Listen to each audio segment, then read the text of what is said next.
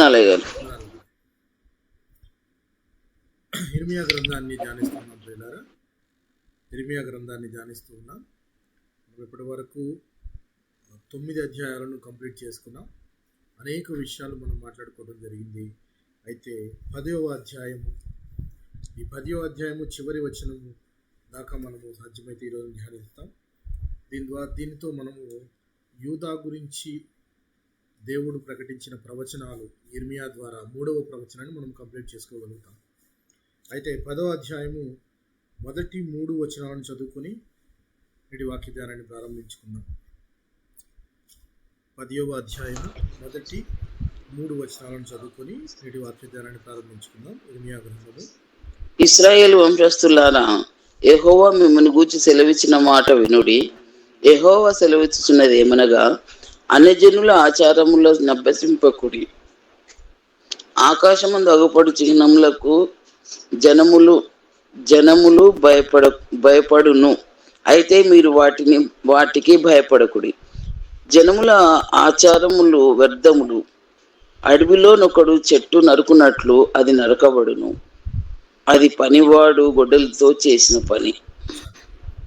చిన్న ప్రార్థన చేసుకుని వాక్య ధ్యానాన్ని కంటిన్యూ చేసుకుందాం.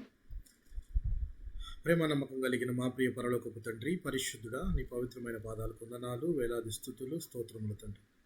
మరి ఒక దినము మా జీవితంలో అనుగ్రహించారు. అందుని బట్టి మీ కృతజ్ఞతలు, స్తుతులు చెల్లించుకొనిచున్నాం.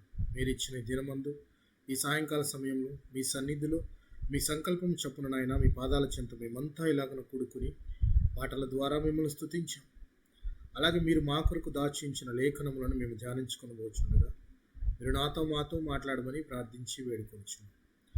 మాలో ఏ జ్ఞానము లేకపోయినప్పటికీ ప్రభావములు నిలవబెట్టుకుని నీ సజీవమైన మాటలను, జీవవాక్కులను ప్రకటించు భాగ్యములు దయచేసినందుకు కానీ మీకు వేలాది వందనములు చెల్లించుకొనిచున్నాం. అలాగే ఆశపడి వచ్చిన ప్రతి ఒక్క విశ్వాసిని, వారి కుటుంబాలను మీ కృపగలిగిన హస్తాలకు అప్పచెప్పుకొనిచున్నాం తండ్రి. వారి కుటుంబాలను నిండారుగా దీవించి ఆశీర్వదించండి. వారికి కావలసిన ఆశీర్వాదములు, రావలసిన ఆశీర్వాదములను మెండుగా అందించమని ప్రార్థించి వేడుకొనిచున్నాం. రాలేకపోయిన వారిని కూడా జ్ఞాపకం చేసుకోండి. రావాలని ఆశపడుతున్న వారిని త్వరపడి రప్పించమని ప్రార్థిస్తున్నాం తండ్రి. అలాగనే ప్రభా, మేమంతా కేవలము వినువారంలా ఉండకుండా వినగల చెవి, గ్రహించగల మనస్సు, వెంబడించగలిగిన హృదయం మాకును దయచేయమని ఈ ప్రార్థనంతా కూడా ప్రభా యేసుక్రీస్తు వారి అతి పరిశుద్ధమైన నామములో అడిగి వేడుకొనిచున్నాం తండ్రి.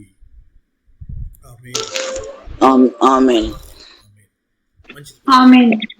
ఇర్మియా గ్రంథము 10వ అధ్యాయంలో మనము మొదటి 3 వచనాలను చదువుకున్నాం. ఇప్పటి వరకు ఇది 3వ ప్రవచనము.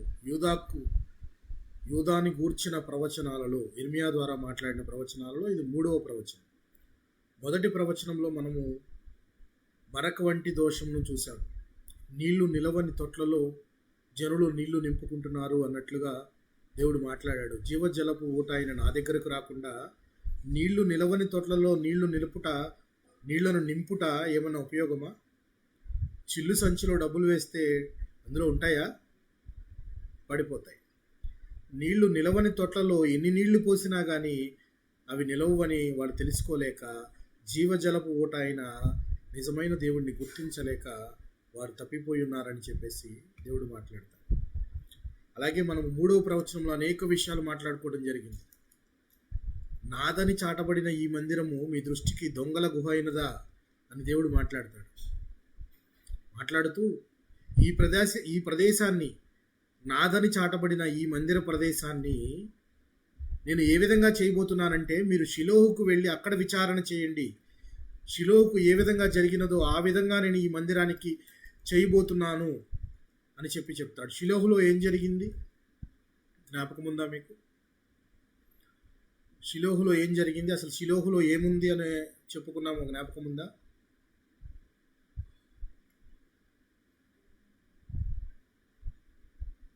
షిలోహులో ఏముందని చెప్పుకున్నాము, జ్ఞాపకం ఉందా మీకు? షిలోహు అనే పదం ఎక్కడ వినపడింది మనకి? ఎక్కడ కనబడుతుంది?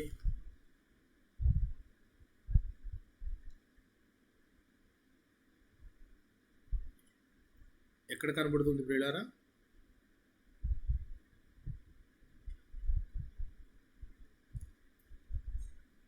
జ్ఞాపకం ఉందా లేదా?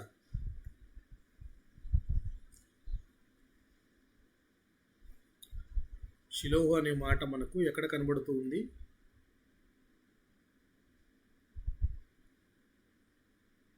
మీ జ్ఞాపకం ఉందా? జ్ఞాపకం లేదు పాస్టర్ గారు. Okay okay. షిలోహులో మందస్సం ఉంది, సమూయేలు గ్రంథంలో ఉన్నట్టు. షిలోహు అనే మాట మనకు 2 సందర్భాల్లో మనకు కనబడుతుంది. ముఖ్యంగా 2 సందర్భాలు కాదు, తర్వాత అనేక సందర్భాలు ఉన్నాయి. కానీ మనకి కనపడే మొదటి సందర్భము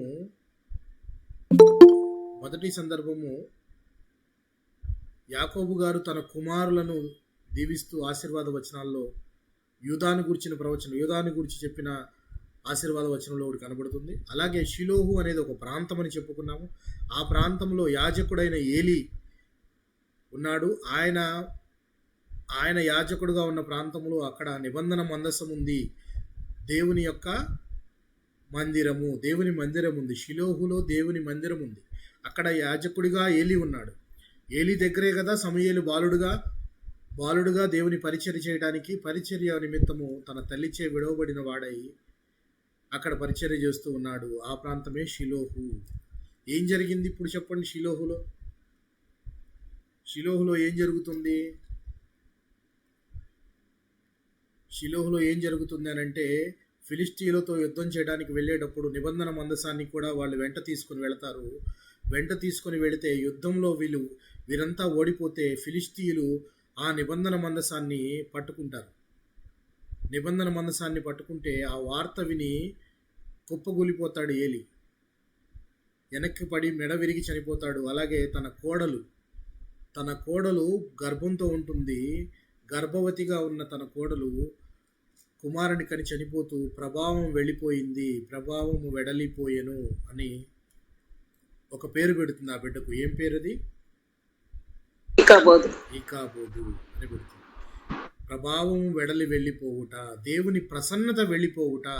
దేవుడికి నేను ఉండను, మీకోసం నేను ఉండను, ఇన్నాళ్ళు మీరు నా తట్టు తిరిగి ప్రార్థిస్తున్నప్పుడల్లా నేను మిమ్మలను మీ పాపములను క్షమించి నేను మీ యొక్క కోరికలన్నీ తీరుస్తూ ఉన్నాను. ఇక మీదట నా ప్రసన్నత ఇక్కడ ఉండదు, నా ప్రభావం వెళ్ళిపోతుంది అని చెప్పడానికి ఉదాహరణగా దేవుడు అంటున్నాడు, మీరు షిలోహుకు వెళ్ళి విచారణ చేయుడి. షిలోహుకు జరిగినట్టుగానే ఈ విధంగా ఇక్కడ జరుగుతుంది. అంటే యెరూషలేములో దేవుడు యొక్క ప్రసన్నత ఉండబోవటం లేదు, అక్కడి నుంచి వెళ్ళిపోబోతుంది. ఆ ప్రదేశము నక్కలకు నివాస స్థలముగాను, మనుష్య సంచారము లేని ప్రదేశముగా, దిబ్బలుగా తయారు కాబోతుంది అని చెప్పడానికి ఆయన మాట చెప్పినట్టు మనం చూస్తాం. అలాగే ఈ జనులు తమ కుమారులను కూడా అగ్నిగుండం దాటించారు తోఫెతు అనే ప్రాంతంలో. ఇక మీదట ఆ ప్రాంతాన్ని అక్కడ నేను లేకుండా నిత్యము నాశనం ఒకటి చేస్తానని చెప్పినట్టు మనం అనేక మాటలు మనం మాట్లాడుకున్నాం. ఈ యొక్క ప్రత్యేకంగా మూడవ ప్రవచనంలో అనేక మాటలు మనం మాట్లాడుకోవడం జరిగింది. అయితే ఈ రోజున కొన్ని ప్రశస్తమైన విషయాలు మనం మాట్లాడుకుందాం. 10వ అధ్యాయంలో, ఇశ్రాయేలు వంశస్థులారా, యెహోవా మిమ్మును గూర్చి సెలవిచ్చుచున్న మాట వినుడి. యెహోవా సెలవిచ్చున్నదేమనగా, అన్యజనముల ఆచారములను అభ్యసించకుడి. ఆకాశమునందు అగుపడు చిహ్నములకు జనములు భయపడును. ముందుగా మనం ఆలోచించాల్సింది ఏంటంటే ప్రియులారా, అన్యజనముల ఆచారములను అభ్యసించుట ఎందుకు? What is the reason? అన్యజనముల ఆచారాలను అభ్యసించటము అనేది ఎందు నిమిత్తం చేస్తున్నారు వీరు?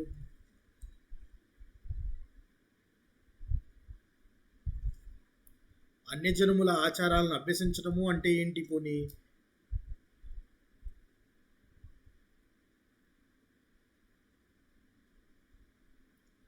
అన్యజనముల ఆచారాలను అభ్యసించటము అంటే ఏంటి? విగ్రహారాధన చేయడం. అన్యజనములను అభ్యసించడం, అగ్నిగుండం దాటించడం. విగ్రహారాధన ఒక్కటే కాదు ప్రియులారా, అగ్నిగుండం దాటించడం ఒక్కటే కాదు. అన్యులు చేసే ప్రతి ఆచార సంప్రదాయాలను చూసి మరులు కొల్పబడి ఇష్టపడి వాటిని చేయటం. పక్క ఇంటి వాళ్ళు ఏం చేస్తున్నారు చూసి దాన్ని ఇష్టపడి దానికోసము వాళ్ళు ఎలాగ చేస్తున్నారో ఆ విధంగానే అనుకరించటము, అభ్యసించటము అనేది. అన్యజనుల ఆచారములను వీళ్ళు అనుకరిస్తూ ఉన్నారు. ఎందుకు అనుకరిస్తూ ఉన్నారు? ఒక చిన్న కారణం అనుకుందాం. ఎందుకు అనుకరిస్తారు? జనరల్గా ఎందుకు అనుకరిస్తారు?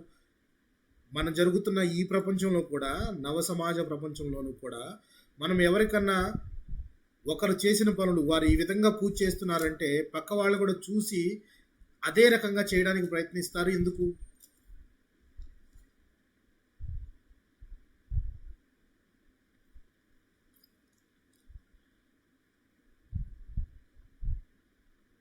ఎందుకు ప్రయత్నిస్తారు? వాళ్ళకు ఒకవేళ ఏదైనా మేలు జరిగితే అలాగే మనకు జరగాలని కోరుకుంటారు. Very good. ఎందుకు అనంటే ఇప్పుడు వారు నమ్ముతున్న దేవుడు ఎటు ఆయన ఉన్నాడు. నేను నమ్ముచున్న దేవుడు యెహోవా దేవుడు అని అనుకుంటే ఆయన ఉన్నాడు ఎటు ఆల్రెడీ. కానీ అన్యులు చేసే ఆచార సంప్రదాయాలు నేను పాటించడం ద్వారా ఇంకా నాకు కావలసినవి ఏవో దొరుకుతాయి, ఇంకా లాభం పొందుకుంటాను, లేకపోతే అవి చేయడం ద్వారా పక్క వాళ్ళు అనేక లాభాలను పొందారు, నేను పొందాలి. ఒకరు పిచ్చిగా ఆయుష్ కోసమని, ఒకరు పిచ్చిగా ధన సంపాదన కోసమని, ఒకరు రాజ్యం కోసమని, ఇలా రకరకాలైన వాటిని బట్టి అన్యజనుల ఆచారాలను అభ్యసిస్తూ ఉన్నారు. ఇలా అభ్యసించడం అంటే ఏంటి? నేర్చుకోవటం. ఈ మాట ద్వితీయోపదేశ కాండంలో మోషే గారు అప్పుడే చెప్పాడు. నేను మీకు ఇస్తున్న దేశంలో మీరు వెళ్ళిన తర్వాత అక్కడ ప్రజలు చేసే వాటిని చూసి మీరు అలాంటివే చేయకండి. ఎందుకనంటే అలాంటి హేయమైనవి పనులు వాళ్ళు చేస్తున్నారని చెప్పే వాళ్ళని నేను తరిమి కొట్టి వారి ప్రదేశంలో మిమ్మల్ని తీసుకొస్తున్నాను. ఇప్పుడు మీరు కూడా ఏ పనులు చేస్తే ఏం చేస్తాను నేను? సింపుల్. అదే సీన్ రిపీట్ అవుతుందా లేదా? నేను ఒకరిని ఈ తప్పు చేసినందుకు దండించాను, ఆ ప్లేస్లో ఇంకొక అతన్ని తీసుకొని వచ్చి కూర్చోబెట్టాను. అదే తప్పు అతను కూడా చేశాడు అనుకోండి, ఏం చేస్తాను? అతన్ని కూడా దండిస్తానా లేదా?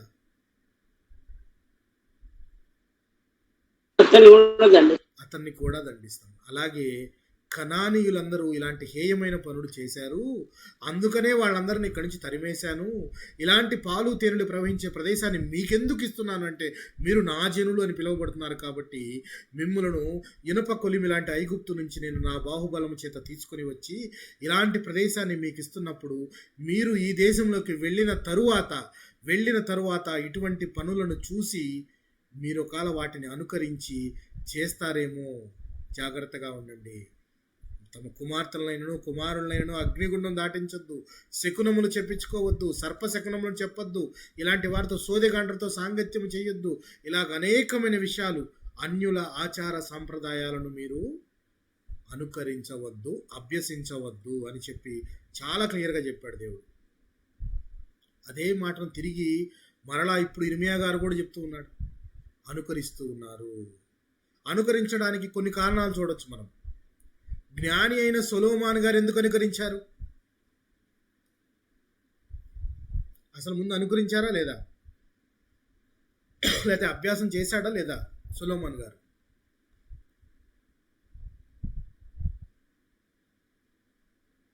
చేశారా?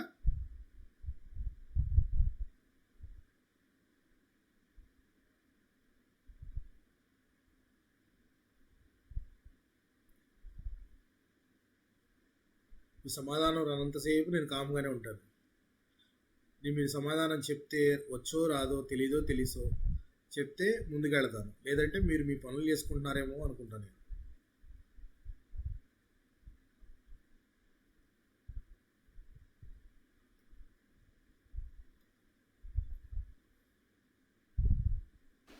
అనుకరించారనుకుంటున్నాను. ఫస్ట్ పాయింట్ క్లియర్, సిస్టర్ చెప్పారు. సొలొమోను గారు కూడా ఇలాగ అన్యజనుల ఆచార సంప్రదాయాలను అనుకరించారు. ఎందుకు అనుకరించారు? భార్యలు ప్రోద్బలం. స్త్రీలోలుడై తను పెళ్లి చేసుకున్న భార్యలు తనను ఆ మార్గంలో నడిపించారు. భార్యను కాదనలేడు, భార్య అంటే ఇష్టము. ఆమె చెప్తుంటే తన దేవుణ్ణైనా వదిలిపెట్టేసి తమ భార్యలు యొక్క దేవతలను ఆయన అనుకరించాడు, లేకపోతే ఆరాధించాడు. ఆరాధిస్తున్నాము అంటే అర్థం ఏంటి? ఇక్కడ ఒకటి చెప్పండి, నాకు ఒక్క పాయింట్ మీరు క్లియర్గా చెప్పండి. అన్యజనుల ఆచార సంప్రదాయాలను అనుసరిస్తున్నాము అంటే అర్థము అంటే అర్థము ఏంటి? మనము అవి కూడా లేక పూజింపబడేవి కూడా, అన్యులు పూజించేవి కూడా దేవుళ్ళు అని ఒప్పుకున్నట్టేనా? ఒప్పుకున్నట్టే బ్రదర్. దేవతలు లేక దేవుళ్ళని ఒప్పుకున్నట్టే కదా? లేకపోతే ఏ మర్మము లేదు. ఒప్పుకున్నట్టు. రైట్, ఒప్పుకున్నట్టు. సో ఇప్పుడు సొలొమోన్ గారు కూడా అస్తారోతు, సీదోనియుల దేవత, బిల్కోను అనే దేవత, ఇలాంటి దేవతలను కూడా తన భార్యా ప్రోద్బలము చేత తమ భార్యలు బహుభార్యత్వం చేసుకున్నాడని బహుభార్యలను చేసుకున్నాడు కదా, వాళ్ళందరినీ నొప్పించడం ఎందుకు అని చెప్పేసి తన దేవుణ్ణి కూడా వదిలిపెట్టి ఆ మార్గంలో వెళ్ళిన విధంగా కనబడుతున్నాడు. చూడండి, అనుకరణ, అన్యజనుల అనుకరణ. చూద్దాం ఆ మాట. మొదటి రాజుల గ్రంథము 11వ అధ్యాయాన్ని గమనిద్దాం.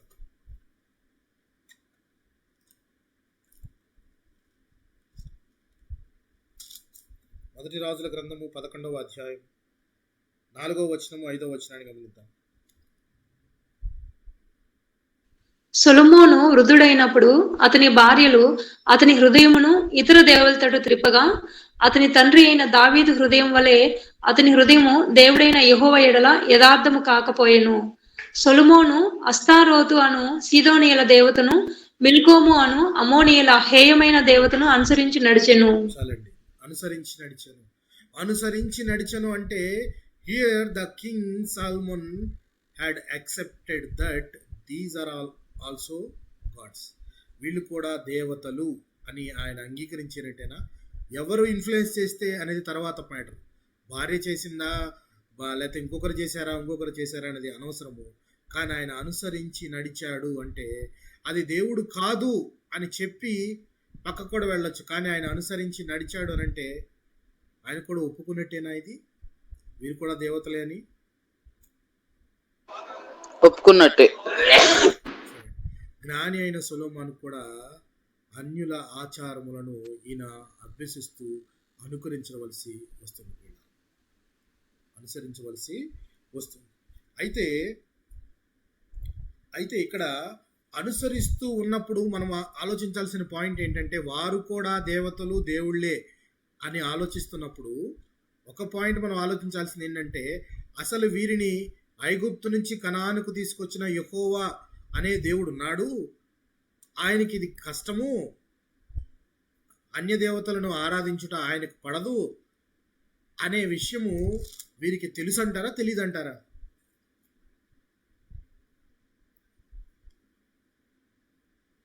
ఎవరికి? ఈ ఇశ్రాయేలీయులకి లేక యూదులకు ఈ విషయం తెలుసా తెలీదా? దేవుడికి ఇది హేయమైన పని అని తెలుసు.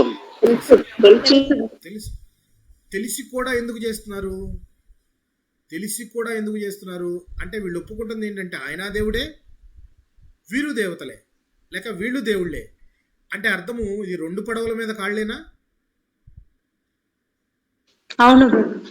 రెండు పడవల మీద కాళ్ళు వేసే ద్వంద్వ సిద్ధాంతం అన్నమాట. అంటే ఈ రోజున సమాజంలో, నేటి సమాజంలో వందలకు పైగా ఇలాంటి జనాలు ఉన్నారు. వేలకు పైగా ఇలాంటి జనాలు ఉన్నారు. ద్వంద్వ అభిప్రాయాలను కలిగి ఉంటారు. ఏ దేవుడు ఏ మాయ చేస్తాడో, ఏ పుట్టలో ఏ పాముందో అనే సామెత వాడుతుంటారు. ఏమో అక్కడికి వెళదాం, మసీదుకి వెళదాం, ఒక తాయీదు కట్టించుకుందాం, ఒకవేళ ఆయన చూస్తే ఆయన చూడొచ్చు, ఈయన చర్చికి వెళదాం, ప్రార్థన చేద్దాం, ఈయన చేసే పని ఈయన చేస్తాడు, మందిరానికి వెళదాం, టెంకాయ కొడదాం, ఆయన చేసే పని ఆయన చేస్తాడు. ఇలాంటి వారు లేరంటారా సమాజంలో? చాలా మంది ఉన్నారు. వీళ్ళ అభిప్రాయం ఏంటి? క్లియర్గా అది అడిగితే, మీరు దేవుడు ఒక్కడే అని నమ్ముచున్నారా, లేకపోతే ఇంతమంది దేవుళ్ళే అని నమ్ముతున్నారా అని అంటే వాళ్ళు చెప్పేది ఏమో ఏ పుట్టలో ఏ పాముందో అన్నట్టుగా చెప్పే తలంపులు కలిగి ఉంటారు. అంటే అన్య దేవతల యొక్క విగ్రహాలను ఆరాధించటము అనే పనిలోకి వెళితే నువ్వు ఐదర్ అటన్నా వెళ్ళిపోవాలి, లేక ఇటన్నా ఉండాలి. ఉంటే దేవుడు యెహోవా దేవుడు అని నువ్వు నమ్ముకుంటే ఇటన్నా ఉండాలి, లేక క్రీస్తు మనం ఇప్పుడు జీసస్ క్రైస్ట్ అనే దేవుడు ఉన్నాడు అని మనం నమ్ముకుంటే ఇటే ఉండాలి, లేకపోతే అటువైపు వెళ్ళాలి. ఇప్పుడు వీళ్ళు రెండు వైపులా కాళ్ళు వేసిన జనాంగము ఇప్పుడు ఉన్నారు, ఆనాటి సమాజంలో కూడా ఉన్నారు. ఏనాటి సమాజము అని కనుక ఆలోచిస్తే ఆహాబు రాజు గుర్తున్నాడా మీకు? ఆయన ఇశ్రాయేలులకు రాజా, యూదులకు రాజా? ఇశ్రాయేల్ రాజు. జ్ఞాపకం ఉన్నాడా? ఇశ్రాయేలులకు రాజు. ఈ ఆహాబు గారి కాలంలో ఒక డేరింగ్ అండ్ డాషింగ్ ప్రాఫెట్ ఒక ఆయన ఉన్నాడు. డేరింగ్ అండ్ డాషింగ్ ప్రాఫెట్ ఒక ఆయన ఉన్నాడు. ఆయన ఏకంగా 850 మంది అన్యుల ప్రవక్తలతో ఫైటింగ్ చేశాడు. ఎవరు ఆయన చెప్పండి? ఏలియా. మీకాయా. Very good. మికాయా అంది ఎవరు? నేనే. జాగ్రత్తగా ధ్యానం చేయండి. 850 మంది ప్రవక్తలతో ఫైట్ చేసింది ఆహాబు గారి కాలంలో ఏలియా గారు. కర్మేలు పర్వతం, అక్కడ కర్మేలు పర్వతం, that was an historical event. ఏంటి హిస్టారికల్ ఈవెంట్ అంటే, అసలు ముందు ఈనాటి సమాజానికైనా ఆనాటి సమాజానికైనా మబ్బులు విడిపోయే మెసేజ్ ఏంటో ఆయన మాటల్లో విందాం. ఏమంటాడు ఆయన చూద్దాం, ఒకసారి చూడండి. మొదటి రాజుల గ్రంథము 18వ అధ్యాయం. మొదటి రాజుల గ్రంథము 18వ అధ్యాయము 21వ వచనాన్ని గమనిద్దాం.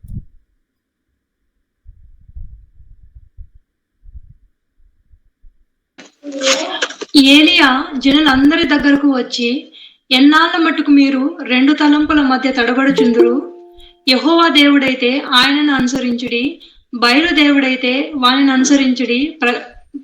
అనుసరించుడని ప్రకటన చేయగా జనులు అతనికి ప్రత్యుత్తరముగా ఒక మాటైనను పలకకపోయిరి. చూసారా ఏమంటున్నాడు ఆయన?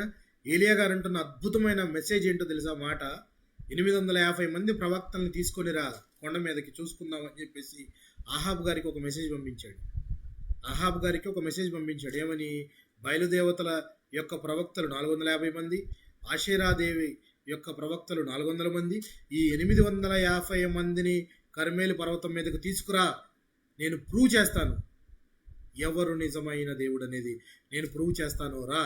1 man వర్సెస్ 850 మెంబర్స్, 850 మందికి అగెనిస్ట్గా ఒక్క మనిషి, రా చూసుకుందామని పిలుస్తూ తన జనాంగానికి ఆయన ఇస్తున్న మెసేజ్ ఏంటంటే, ఒక మాట అడుగుతున్నాడు. ఫస్ట్, ఎన్ని దినాలు మీరు 2 తలంపులతో ఉంటారు?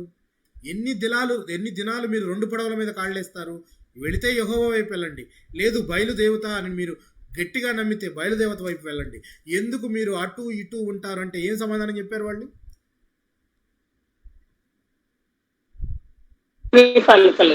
ఏమీ చెప్పలేదు. ఇప్పుడు సమాజంలో ప్రజలు కూడా అదే. ఎందుకంటే మీరు అన్నీ నమ్ముతారు, అన్ని చోట్లకి వెళతారు.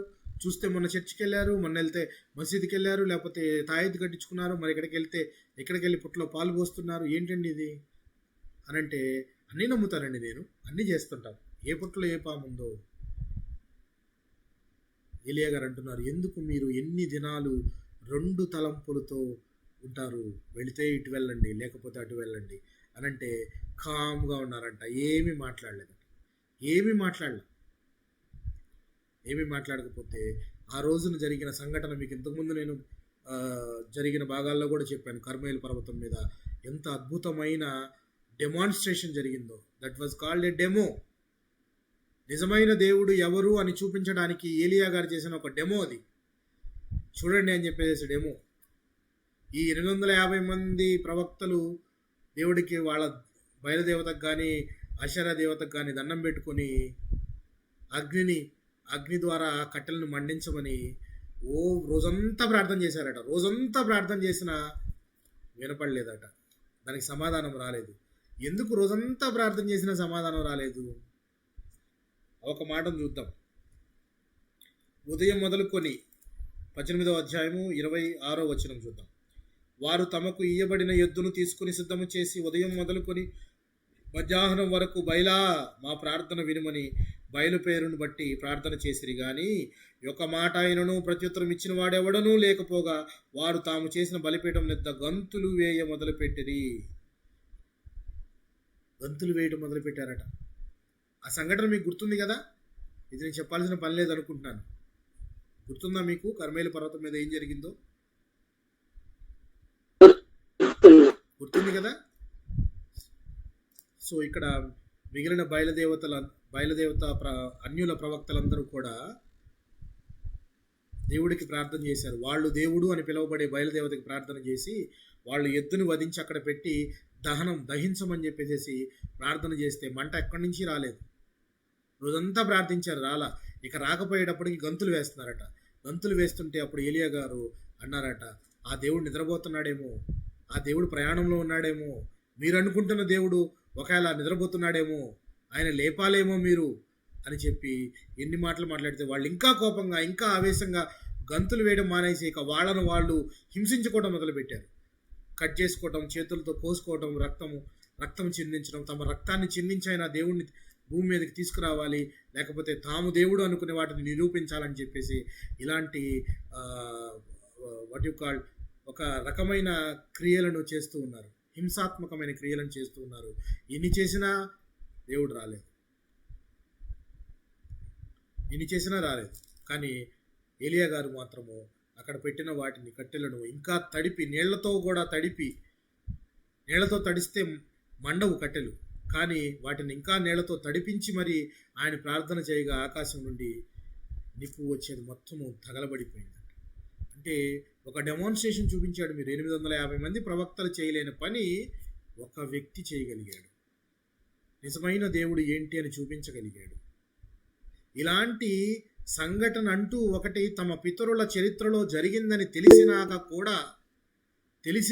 కూడా వీరు అన్యుల ఆచారాలను సాంప్రదాయాలను ఇంకా అనుకరిస్తూ ఉన్నారు అని అంటే ఎంత హేయమైన ఇదో చూడండి. పిల్ల ఏలియా గారి సమయంలో జరిగిందన్నది పితరులు చెప్పే ఉంటారు కదా, వీళ్ళకి ఇర్మియా గారి కాలం వచ్చే టయానికి చెప్పే ఉంటారు కదా, ఇలా పలానా టైంలో ఏలియా గారి సమయంలో ఇలా జరిగింది అని చెప్పేసి. అయినా కానీ అన్యుల ఆచారాలను వీరు అనుకరించడం చేస్తూనే ఉన్నారు. ఎన్నాళ్ళు ఎన్ని దినాలు 2 తలంపులతో ఉంటారు. మనలో కూడా అలాంటి వాళ్ళు ఉన్నారేమో, ఇంకా తలంపుల్లో 2 తలంపుల్లో 2 పడవల మీద కాళ్ళు పెట్టే వాళ్ళు ఉన్నారేమో. ఏలియా గారు చెప్తున్న మాట, అటువైతే అటు వెళ్ళండి, ఇటు వెళ్తే ఇటు రండి, నిజదేవుడి యొక్క మహిమను గుర్తెరగండి అని చెప్పి దేవుడు మాట్లాడుతున్నాడు. ఈ సందర్భం పౌలు గారి విషయంలోనూ కూడా జరిగింది. పౌలు గారి ప్రయాణాలలో కూడా మనము ఒక సంఘటనలో చెప్పాం. అదేదో జ్ఞాపకం ఉందా మీకు? పౌలు గారు ఒక పట్టణానికి వెళ్తాడు. ఆ పట్టణంలో తెలియబడని దేవుడు అని ఒక బలిపీఠం రాసి ఉంటుంది. ఏ పట్టణం అది జ్ఞాపకం ఉందా? ఏథెన్స్ అనే పట్టణంలో పౌలు గారు మాట్లాడుతూ చెప్పిన మాటలేంటి అని అంటే ఆయన ఒకసారి జ్ఞాపకం చేసుకుందాం. అపోస్తుల కార్యముల గ్రంథము 17వ అధ్యాయము 24వ వచనాన్ని గమనిద్దాం. 24వ వచనాన్ని గమనిద్దాం. జగత్తును అందలి సమస్తమును నిర్మించిన దేవుడు తానే ఆకాశమునకును భూమికిని ప్రభువై ఉన్నందున హస్తకృతములైన ఆలయములలో నివసింపడు. ఆయన అందరికిని జీవమును ఊపిరిని సమస్తమును దయచేయవాడు గనుక తనకు ఏదైనాను కొదవై ఉన్నట్టు మనుష్యుల చేతులతో సేవింపబడువాడు కాడు. ఎంత క్లియర్ స్టేట్మెంట్, ఎంత చక్కగా చెప్తున్నాడు చూడండి. మరియు యావత్ భూమి మీద కాపురం ఉండటకు ఆయన ఒకరి నుండి ప్రతి జాతి మనుషులను సృష్టించి వారు ఒకవేళ దేవుని తడవులాడి కనుగొందురేమో అని తన్ను వెదుకు నిమిత్తము నిర్ణయ కాలమును వారి నివాస స్థలం యొక్క పొలిమేరలను ఏర్పరచెను చెప్తూ ఆయన అంటున్న మాట జాగ్రత్తగా గమనించండి ప్రియులారా. ఆయన మనలో ఎవరికిని దూరముగా ఉండేవాడు కాడు. మనం ఆయన యందు బ్రతుకుచున్నాము, చెలించుచున్నాము, ఉనికి కలిగి ఉన్నాము. అటువలే మనం ఆయన సంతానమని మీ కవీశ్వరులో కొందరును చెప్పుచున్నారు. కాబట్టి మనము దేవుని సంతానమై ఉండి మనుష్యుల చమత్కార కల్పనల వలన మలచబడిన బంగారమునైనను వెండినైనను రాతినైనను దేవత్వము పోలి ఉన్నదని తలంపుకూడదు. వేటిని దేవుడు అని తలంచకూడదని చెప్తున్నాడు ఈయన పౌలు గారు. చేతులతో చేసి వాటికి బంగారము వెండి పోత పోసి అలా నిలబెట్టిన వాటిని మీరు దేవుడని తలంచకూడదు అని చెప్తూ ఉన్నాడు. అది మనుషుల యొక్క చమత్కార క్రియ, చేతులతో చేసిన క్రియ. అని చెప్తున్నాడు. దేవుడు అలాంటి బొమ్మల్లోనూ ఇలాంటి బొమ్మల్లోనూ ఉండడు. మనం అందరం ఆయన సంతానము. ఆయన మనలో ఉంటాడు, మనలను నడిపిస్తూ ఉంటాడు అని చెప్తూ చక్కని మాట చెప్తున్నాడు ఆయన. మనుష్యుల చమత్కార కల్పనల వల్ల మలచబడిన బంగారంనైనను వెండినైనను రాతినైనను దేవత్వం పోలి ఉన్నదని తలంపకూడదు. అలాంటి వాటిలో దేవత్వం ఉన్నదని తలంపకూడదు అని చెప్తున్నాడు. ఇప్పుడు మనం అగైన్ మళ్ళా ఇంకో ప్రశ్న వేసుకుందాం. వీరు 2 పడవల మీద కాళ్ళు పెడుతూ యెహోవా దేవుడు అంటున్నారు, అలాగే బయలు దేవతని మిగిలిన దేవతలను కూడా పూజిస్తున్నారు. అంటే అర్థము అన్యుల దేవతలను వీరు దేవుళ్ళుగా భావిస్తూ యెహోవా దేవుడిని దేవుడిగా భావిస్తున్నారు. అంటే వీళ్ళిద్దరూ సమమనే వీళ్ళ ఉద్దేశము. అంతేనా కాదా?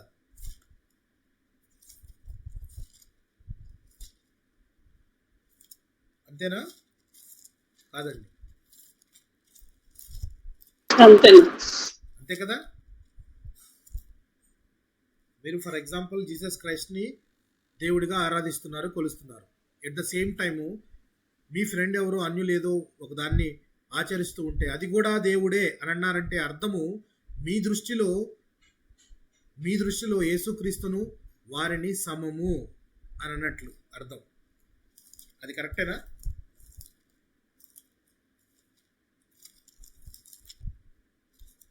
కరెక్ట్ కాదు. కరెక్ట్ కాదు. ఈ మాటని యెషయా గారు ఎంత చక్కగా మనకు తన గ్రంథంలో గ్రంథస్థం చేశాడో చూద్దాం. యెషయా గ్రంథము 40వ అధ్యాయము 40వ అధ్యాయము 18, 19 వచనాలను చదువుకుందాం.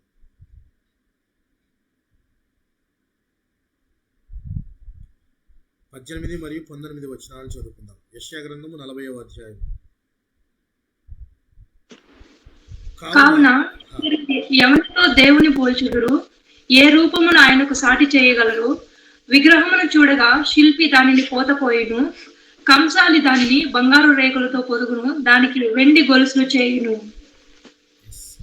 కావున మీరు ఎవనితో దేవుణ్ణి పోల్చుదురు? పోల్చడం అంటే ఏంటి ఇక్కడ అర్థము? వీళ్ళు పోలుస్తున్నారు అని అంటే అర్థము వీరు కూడా దేవుడే, ఈ బయలు దేవతలు కూడా దేవతలే, లేక పూజిస్తున్న మేము వీరు కూడా దేవుళ్ళే అని పోలుస్తుంటే యెషయా గారు అంటున్నారు, కావున మీరు ఎవనితో దేవుని పోల్చుదురు? ఎవరితో పోలుస్తున్నారు మీరు? ఆయన అసలు ఎవరితో పోలుస్తున్నారు? ఆయన ఎవరికి సమం అనుకుంటున్నారు మీరు అంటూ ఆయన అంటున్నాడు, ఏ రూపమును ఆయనకు సాటి చేయగలరు? ఏ రూపాన్ని మీరు అసలు ఇవ్వగలరు? అసలు ఆయనకి ఆయన రూపాన్ని మీరు చూసారా? ఆయన రూపాన్ని మీరు చూసారా? మీరు కలగన్నారా? మీకు దర్శనం వచ్చిందా? ఆయన రూపం ఇదని మీకు తెలుసా? కానీ మీరు రూపాలను చేస్తున్నారు. రూపం చేసేది ఎవరు అసలు? ఎవరు అని అంటే విగ్రహాన్ని చూసి శిల్పి దాన్ని పోతపోస్తాడు. పోతపోయడానికి పోతపోయటము అని అంటే కాస్టింగ్. ఏదన్నా బొమ్మను చూసి ఆ బొమ్మలాగే ఒక పోత పోస్తూ ఉన్నాడు. ఎవరు? శిల్పి. కంసాలి అంటే ఎవరు? బంగారు పని చేసేవాడు. అతనేం చేస్తున్నాడు? ఈ పోత పోసిన విగ్రహానికి వెండి బంగారాన్ని ఆయన అద్దుతూ బంగారంతో గొలుసులు చేస్తూ ఉన్నాడు. ఇప్పుడు శిల్పి మట్టితో చేశాడు. మట్టితో చేయబడిన బొమ్మను బంగారపు రేకులతోనూ వెండి గొలుసులతోనూ దాన్ని అలంకరించినంత మాత్రాన దేవుడు అయిపోతాడా?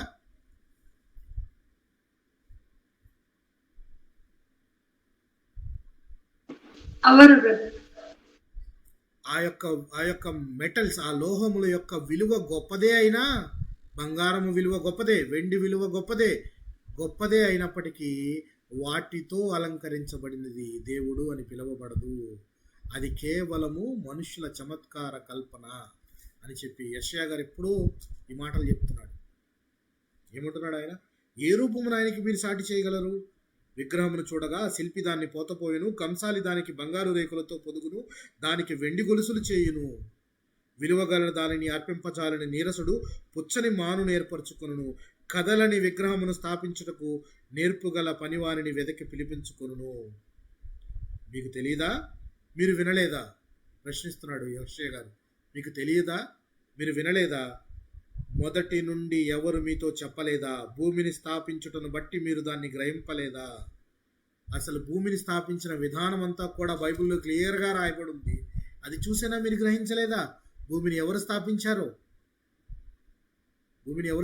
మీరు గ్రహించలేదా? చూడండి, ఇప్పుడు ఇర్మియా గ్రంథంలోనే మనం ఒక మాటను గమనిస్తే, ఈ 10వ అధ్యాయంలోనే వర్షం ఎలా పడుతుంది? జనరల్గా వర్షం ఎలా పడుతుంది చెప్పండి? ఇది మనం సైన్స్ పాఠాల్లో చదువుకున్నామా చిన్నప్పుడు? వర్షం ఎలా పడుతుందో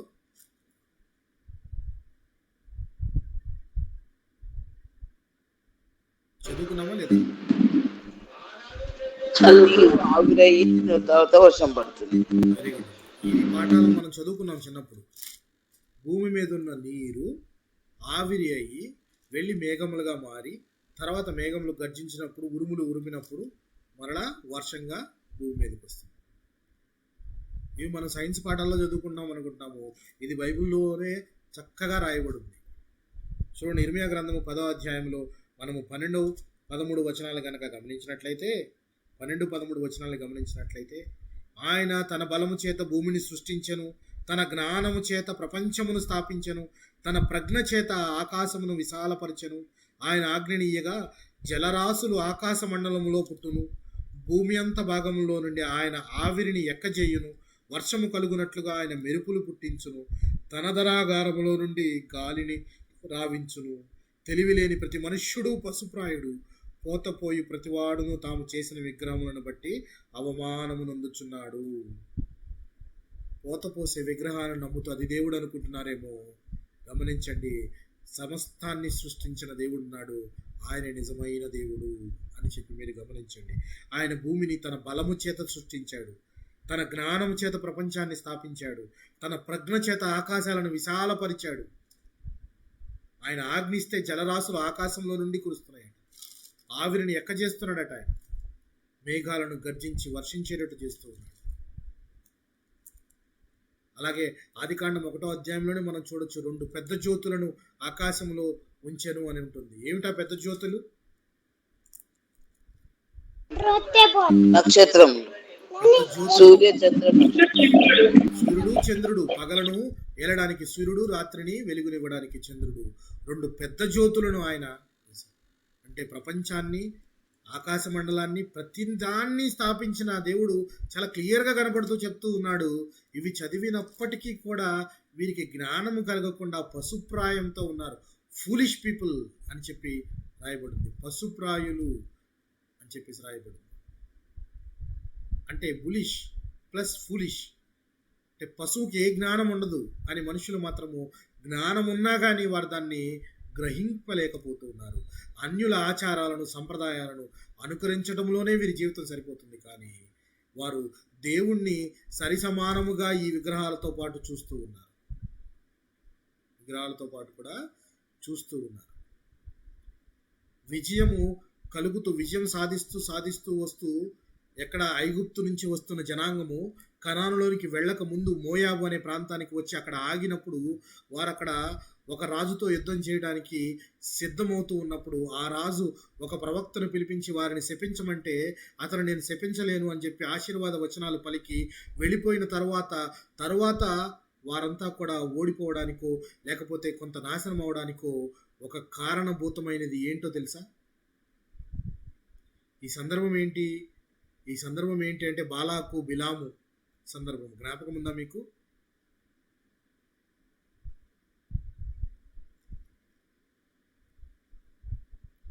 జ్ఞాపకం ఉందా లేదా?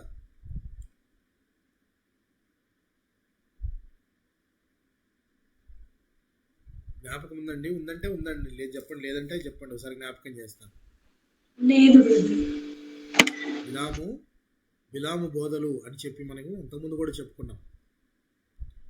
వీరంతా కనానులోనికి రావడానికి ముందుగా ఒక ప్రాంతంలో వచ్చి ఉంటే అప్పుడు మోయాబు రాజు, అక్కడున్న రాజు బాలాకు అనే రాజు వీళ్ళని చూసి, అమ్మో ఇంత పెద్ద సైన్యము, వీళ్ళని నేను జయించలేను, అందుకని చెప్పి ఒక ప్రవక్తను పిలిపించి వీరిని శపిస్తాము, ప్రవక్త వారిని శపించడం ద్వారా నేను వాళ్ళని గెలుస్తాను అని చెప్పేసి బిలామును పిలిపిస్తే బిలాము దేవుడి నోట్లో ఆశీర్వాద వచనాలు ఉంచాడు. తద్వారా ఆయన ఎన్నిసార్లు ప్రయత్నించినా ఆశీర్వాదాలే వస్తున్నాయి కానీ శాపవచనాలు రావటం లేదు. ఇక విసుగు చెంది వెళ్ళిపోయాడు. వెళ్ళిపోతూ బిలాము చేసింది ఏంటో తెలుసా? బిలాము చేసిన బోధ ఏంటో తెలుసా? ఇక నేను వీళ్ళనైతే నేను శపించలేను, నా వల్ల కాదు, కానీ వీళ్ళను ఓడించడానికి ఒక పద్ధతి ఉంది. ఏమిటా పద్ధతి అంటే, మోయాబు స్త్రీలను వారికి ఎరగా వేయండి. అప్పుడు ఆటోమేటిక్గా ఇశ్రాయేలీలు దాన్ని చూసి స్త్రీలను మోహించడం ద్వారా వ్యభిచారం చేసి తమ దేవుడికి కోపం తెప్పించి వాళ్ళకు వాళ్లే నాశనం అవుతారని ఒక సలహా ఇచ్చాడు ఆయన, బిలాము గారు. ఆ సలహా పాటించి దాని ప్రకారం మోయాబు స్త్రీలను వీరికి ఎరగా వేస్తే ఇశ్రాయేలీలు ఆ స్త్రీలతో వ్యభిచారం చేస్తుండగా దేవుడు వాళ్ళలో తెగులు పుట్టిస్తే తెగులు ఆల్మోస్ట్ కొన్ని వేల మంది చనిపోతారు.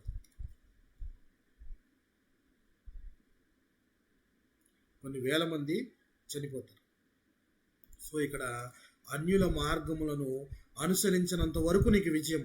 ఎప్పుడైతే నువ్వు రెండవ పడవ మీద కాళ్ళు పెట్టి లేకపోతే దేవుడికి హేయకరమైనవి నువ్వు ఫాలో అవ్వడానికి నీ ప్రయత్నం, నీ స్టెప్ పడుతుందో నీకు అపజయం అనేది స్టార్ట్ అవుతుంది.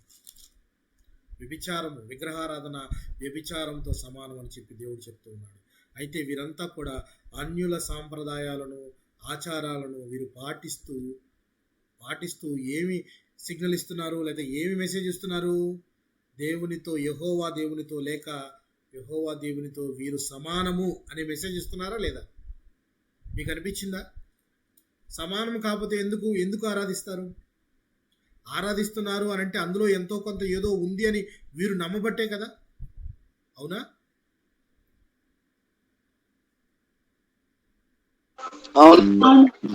సో వీరు నమ్మారు అని అంటే అర్థము వారు అక్కడ దేవునితో సమము చేశారు.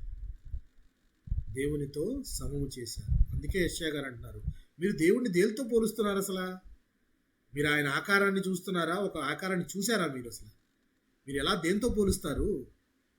ఒక విగ్రహాన్ని చేసి ఈ విగ్రహం కూడా దేవునితో సమానం అని అంటున్నారు, అసలు మీకు తెలుసా అని చెప్తూ యెషయా గారు అంటున్న మాట చూడండి. 40వ అధ్యాయము 28వ వచనము 29వ వచనము గమనిద్దాం.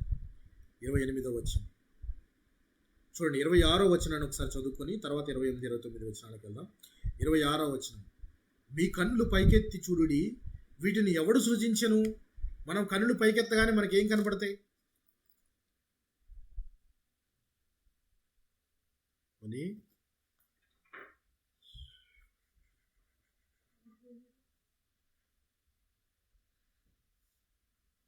లైట్.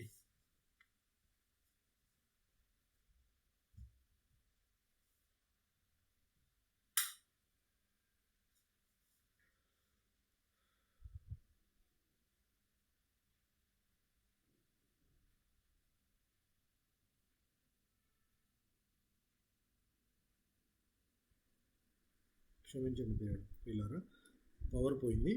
వినపడుతుందా?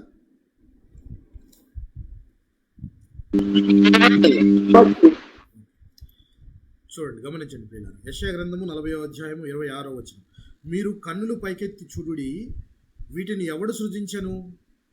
కన్నులు పైకెత్తి చూస్తే మనకు కనపడేది ఏంటి? ఆకాశము,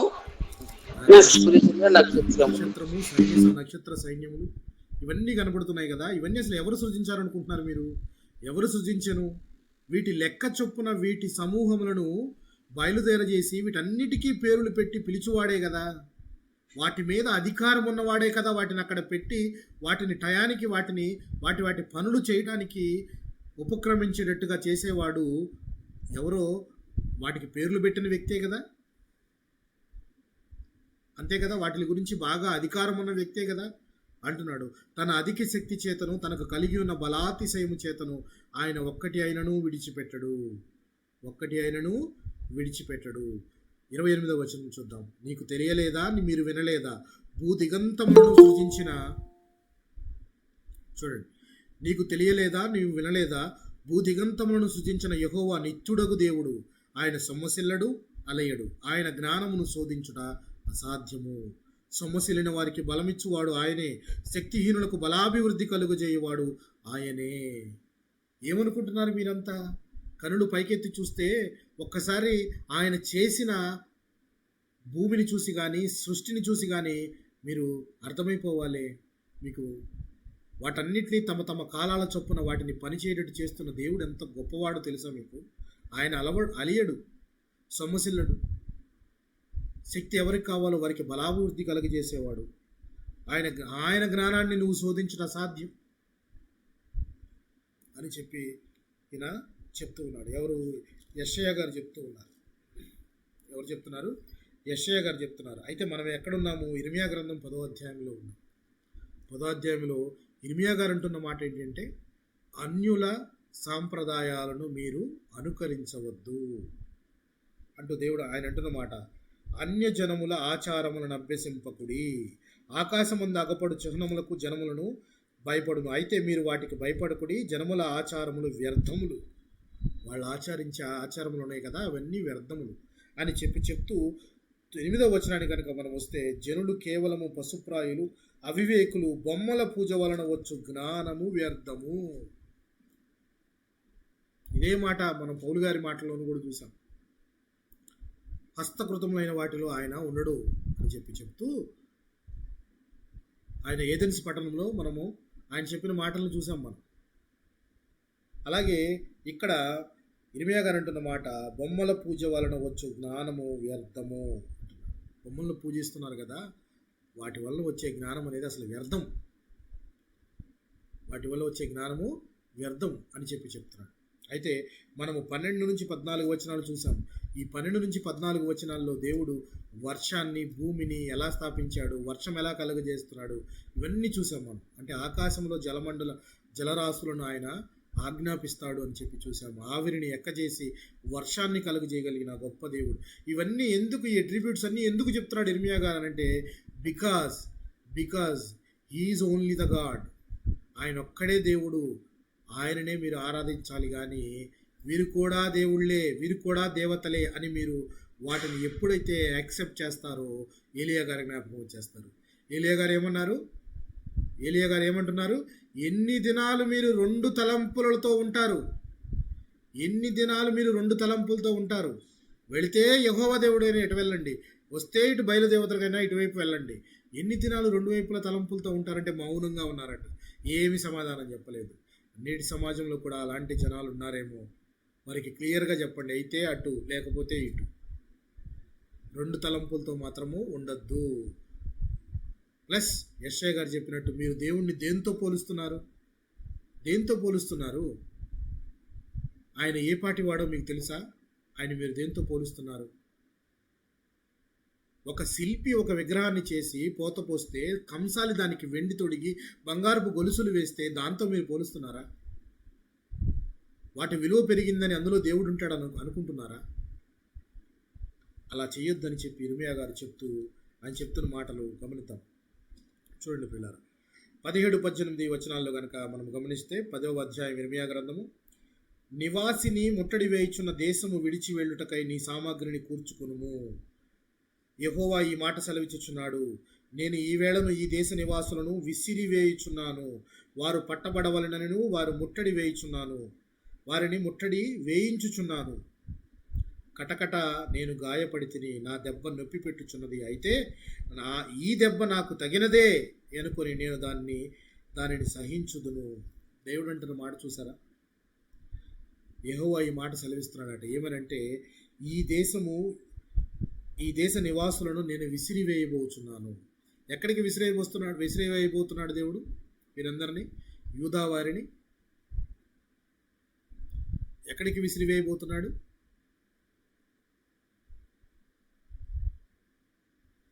ఎక్కడికి విసిరివేయబోతున్నాడు ప్రియులారా?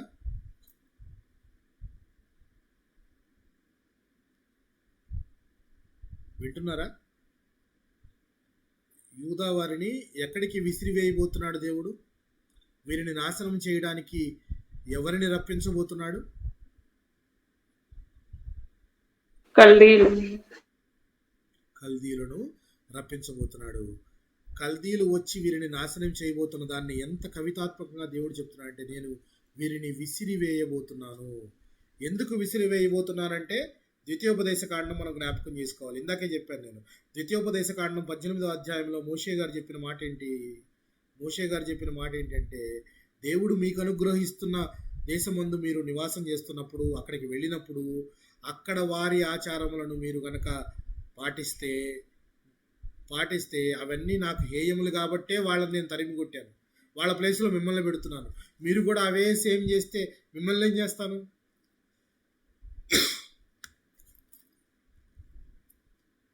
మిమ్మల్ని కూడా తరిమి కొడతాననే కదా అర్థం. అంతేనా? కాదండి. లేకపోతే నా జనులు నా ప్రజలు అని చెప్పేసి వాళ్ళని ఏం చేయడా? వాళ్ళను కూడా కనాను నుంచి పంపించేయబోతూ ఉన్నాడు. యెరూషలేము ప్రాంతం నుంచి వెళ్ళగొట్టబోచున్నాడు దేవుడు. జాగ్రత్తగా వినండి. ఇక్కడి నుంచి చెప్పే 15 నిమిషాల పాట ఏదైతే ఉందో చాలా జాగ్రత్తగా ఆలకించండి. నేను గాయపడి తిని నా దెబ్బ నొప్పి పెట్టుచున్నది. ఇక్కడ ఎవరు గాయపడ్డారని చెప్తున్నాడు? ఇక్కడ గాయపడింది ఎవరు?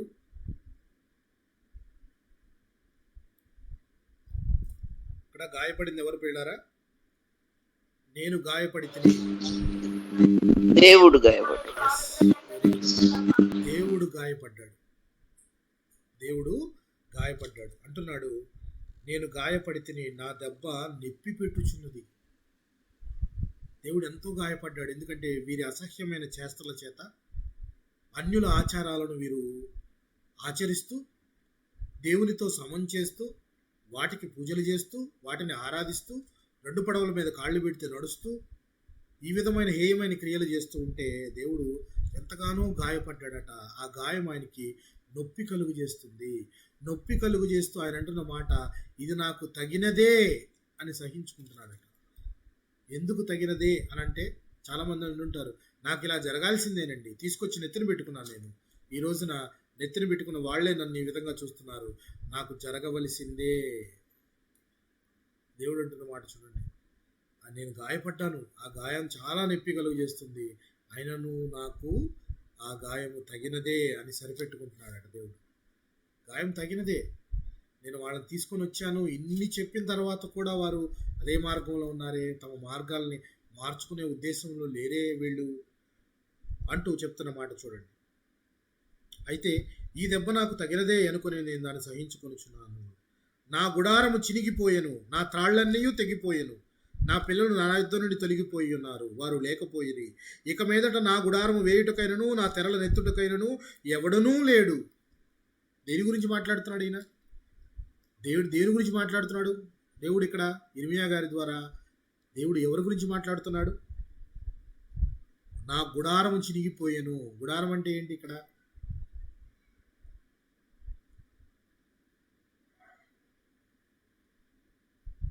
ఏంటి ప్రియులారా? గుడారము అంటే ఏంటి ఇక్కడ?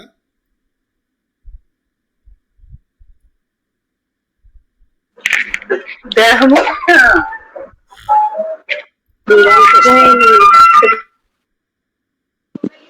దేహము, మన దేహం. మన దేహం. రైట్. గుడారము అని అంటే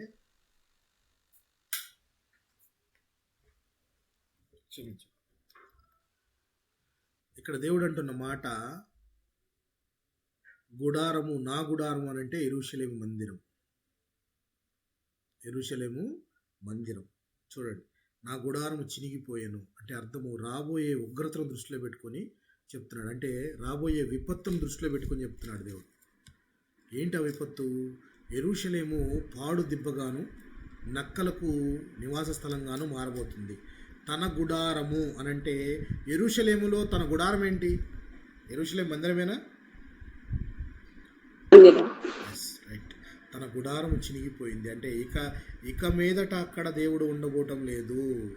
ఇక మీదట ఆ గుడారంలో దేవుడు నివసించబోవటం లేదు. గుడారం తెగిపోయింది, తాళ్ళన్నీ తెగిపోయినాయి, గుడారం చినిగిపోయింది. నా పిల్లలు అని అనుకుని ఇన్నాళ్ళు నేను ఎంతగానో వీరిని ప్రేమించి వీరికి నేను ఎన్నో చేసిన వీరు మాత్రము నాకు గాయములు కలుగజేశారే తప్పితే వీరు తమ మార్గాలను మార్చుకోవడానికి సిద్ధపడటలేదు అని చెప్తూ దేవుడు అంటున్న మాట చూడండి. నా గుడారం చినిగిపోయిను, నా త్రాళ్లన్నీ తెగిపోయిను, నా పిల్లలు నా యొద్ద నుండి తొలగిపోయి ఉన్నారు, వారు లేకపోయిరి. తొలగిపోయి ఉన్నారు నా యొద్ద నుండి అంటే నన్ను పూజించడం కాకుండా అన్యుల దేవతలను ఎప్పుడైతే పూజిస్తూ ఆ మార్గంలో వెళ్ళిపోయారో నన్ను త్యజించేసినట్టే ఆటోమేటిక్గా. కానీ వీళ్ళంతా ఏమనుకుంటున్నారు చెప్పండి? వీళ్ళంతా దేవుణ్ణి మేము త్యజించాము అని అనుకోవటం లేదు. ఆయన కూడా ఉన్నాడా? ఆయన దేవుడు ఉన్నాడు కదా. ఈ వీళ్ళను కూడా దేవుళ్ళుగానే కొలుస్తూ ఇద్దరిని సమంగా చూస్తూ ఉంటూ ఉన్నారు. కానీ దేవుడు అంటున్న మాట, ఎప్పుడైతే మీరు ఆ మార్గంలోకి వెళ్ళిపోయారో తిరిగి నా యొద్దకు రండి అన్నా కూడా మీరు వినని జనాంగంగా ఉన్నారు. కాబట్టి దేవుడు అంటున్న మాట, నా పిల్లలు నా యొద్ద లేరు, తొలగిపోయారు, దారి తప్పిపోయారు. చూడండి, ఇక మీదట నా గుడారం వేయుటకైనను నా తెరలు నెత్తుటకైనను ఎవడనూ లేడు. అంటే ఇక నుంచి మరలా నా మందిరాన్ని కట్టాలన్నా, నా గుడారం వేయాలన్నా, తెరలు ఎత్తాలన్నా ఇంకెవడూ లేడు. కాపరులు పశుప్రాయులై యెహోవా యొద్ద విచారణ చేయరు గనుక వారే వర్ధిల్లకు ఉన్నారు. కాపరులు ఎలా ఉన్నారట? పశుప్రాయులై ఉన్నారంట. అంటే పశువులకు జ్ఞానం ఉండదు, ఒక దెబ్బే. అంత వివేచన లేకుండా కాపరులు కూడా అలా తయారయ్యి, కాపరులు మందను కాయవలసిన కాపరులే మందను కాయకుండా, దేవుని యొద్ద విచారణ చేయకుండా మందను విడిచిన వారుగా కనబడుతూ వారు, అందుకే వారు వర్ధిల్లకుండా ఉన్నారు అని చెప్తున్నాడు. చూడండి, వారు వర్ధిల్లకు ఉన్నారు, వారి మందలన్నీ చెదిరిపోవచ్చున్నవి. ఆలకించుడి, ధ్వని పుట్టుచున్నది, దాని రాక ధ్వని వినబడుచున్నది. యూదా పట్టణములను పాడైన స్థలముగా చేయుటకును, నక్కలకు చోటుగా చేయుటకును ఉత్తర దేశం నుండి వచ్చుచున్న గొప్ప అల్లరి ధ్వని వినబడుచున్నది. గొప్ప అల్లరి ధ్వని వినబడుచున్నది అంటే వీరిని విసిరి వేయబోచున్నానంటే అర్థం ఏంటంటే, వీరిక్కడి నుంచి కనాను నుంచి ఎక్కడికి తీసుకొని పోబోతున్నారు? బబులోను అనే దూర ప్రాంతంలోకి చెరగా కొనిపోబడబోతున్నారు. మీరంతా ఇక ఈ ప్రదేశంలో ఉండరు అని చెప్పి ఇక్కడ క్లియర్గా కనబడుతుంది. యెహోవా చూడండి,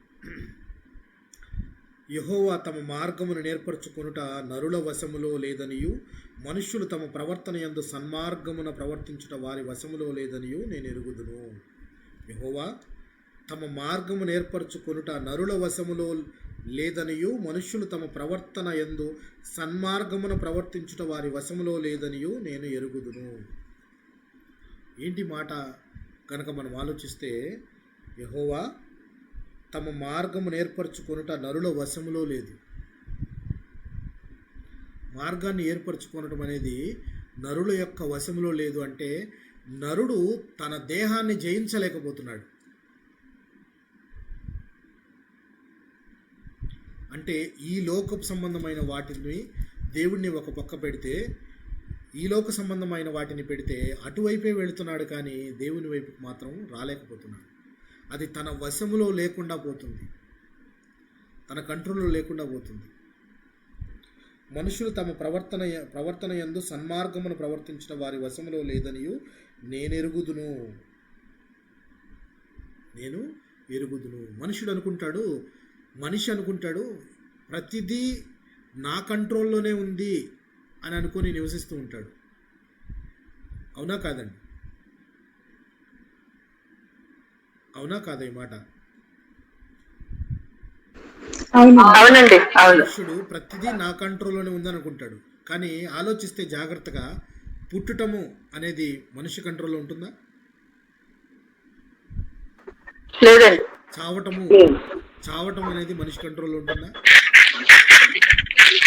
లేదు. అంతా దేవుని వశంలో. ఈ పుట్టుక చావు అనే మధ్యలో ఉండే జీవితం అనేది, దాని మీద కూడా మనుష్యుని కంట్రోల్ ఉండదు, మనుషుని వశంలో ఉండదు అది. కానీ మనిషి ఏమనుకుంటాడనంటే, ప్రతిదీ నా వలనే జరుగుతుంది, ప్రతిదీ నేను చేయబట్టే జరుగుతుంది, లేకపోతే ప్రతిదీ నేను అనుకున్న తీరులోనే జరుగుతుంది అని. ఏదైనా అనుకున్నది జరిగితే, ఎస్ నేను అనుకున్నాను ఇది జరుగుద్దని, ఖచ్చితంగా అలాగే జరిగింది అంటే అది నాకున్న జ్ఞానము. నేను చూడు 10 రోజులైంది చర్చికి వెళ్ళి, లేకపోతే 4 నెలలైంది దేవుని దగ్గరికి వెళ్ళి, ఇంకా నేను బలంగా ఉన్నాను, నా బలంలో ఏం తేడా రాలేదే. బలమును బట్టి అతిశయము. జ్ఞానము. నేనేం చర్చికి వెళ్ళను, ఏ దేవుణ్ణి కొలవను, కానీ నాకు అపారమైన జ్ఞానం ఉంది. పెద్ద కంపెనీలో పనిచేస్తున్నాను, 4 డిజిట్స్ జీతం తీసుకుంటూ ఉన్నాను, నా పెద్ద పెద్ద బంగ్లాలో ఉంటున్నాను, అన్ని వసతులు కలిగి ఉన్నాను. జ్ఞానాన్ని బట్టి అతిశయం. ఇలాగ మనుషుడు అనుకుంటాడు ప్రతిదీ నా కంట్రోల్లో ఉంది, నా కంట్రోల్లో ఉంది అని అనుకుంటూ ఉంటాడు. అసలు యెషయా గారు ఒక మాట అంటాడు, అసలు నరుణ్ణి లక్ష్య పెట్టడానికి అసలు వాడు ఏ పాటివాడు? నరుడి ముక్కు రంధ్రంలో ప్రాణం ఉంది. ఆ ముక్కు రంధ్రాన్ని ఒక చిన్న అడ్డంకు పెట్టేదన్న ఆపేస్తే ప్రాణం పోతుందా లేదా?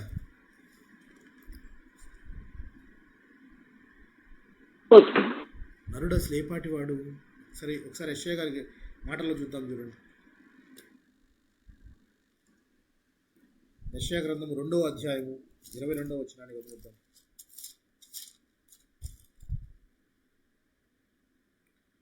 యెషయా గ్రంథం 2వ అధ్యాయము 22వ వచనాన్ని గమనిద్దాం. తన నాసికారంధ్రములలో ప్రాణం కలిగిన నరుని లక్ష్య పెట్టకము, వానిని ఏ విషయంలో ఎన్నిక చేయవచ్చును? వాటి ఏ విషయంలో ఎన్నిక చేయవచ్చు? నాసికారంధ్రాల్లో ప్రాణం ఉంది, ఆ ప్రాణమునిచ్చింది కూడా దేవుడే. అసలు లక్ష్య పెట్టడానికి అసలు నరుడు అసలు ఏ పాటివాడు? అసలు నరుడు ఏ పాటివాడు? నరుడు అనుకుంటాడు, నేను చాలా బలవంతుణ్ణి, జ్ఞానవంతుణ్ణి, ధైర్యవంతుణ్ణి, ఈ భూమి మీద బతుకుతున్నంత కాలము నేను నేను నేను అనే ఒక అతిశయంతో బతుకుతూ ఉంటాడు. కానీ అలా అనుకున్న ప్రతిదీ అశాశ్వతము అనే విషయం గమనించాడు ఎప్పుడైనా? ఈ లోకంలో ఉన్న ప్రతిదీ అశాశ్వతము అనేది ఎప్పుడైనా గమనించారా? కరెక్టేనా?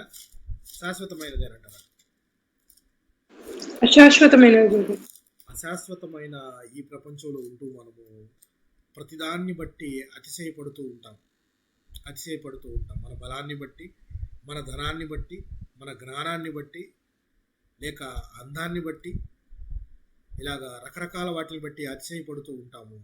అసలు వీటన్నిటికీ కారణభూతుడైన దేవుణ్ణి బట్టి అతిశయించడం మనం మానేస్తాం. అసలు యూదులకు అతిశయానికి కారణం ఎవరు అని కనుక ఆలోచిస్తే, దేవుడు తన బాహుబలం చేత వారిని కాపాడి ఇక్కడ పెడితే, తీసుకొచ్చి ఇలాంటి ప్రదేశంలో పెడితే, ఈ ప్రదేశం నుంచి కూడా తరిమి కొట్టేంత పోకిరి చేష్టలు వీరు చేశారని చెప్పేసి మనకు కనబడుతుంది. అలాగే అయితే అతిశయపడుతూ మనిషి అనుకుంటాడు, మనిషి నేను చాలా గొప్పవాడిని, చాలా బలవంతుడిని, నా వల్లనే అన్నీ జరుగుతున్నాయి అని చెప్పేసి అనుకుంటూ ఉంటాడు. అయితే మనుషుడు ఏ విధంగా నశించిపోతాడు అనేది ప్రసంగి గారు తన గ్రంథంలో చక్కని మాటలతో ఎంత కవితాత్మకంగా రాశాడో మనం ఒకసారి గమనిద్దాం. ప్రసంగి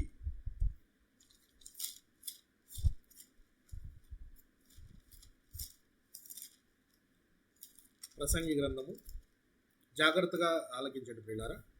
ప్రసంగి గ్రంథము 12వ అధ్యాయం చివరి అధ్యాయం సొలొమోన్ గారు రాసింది ప్రసంగి. సొలొమోన్ గారు మూడు పుస్తకాలు రాసినట్టు మనం చదువుకున్నాం, ఇంతకుముందు తెలుసుకున్నాం కూడా. ఏ పుస్తకాలు అవి? సామెతలు, ప్రసంగి, పరమగీతం.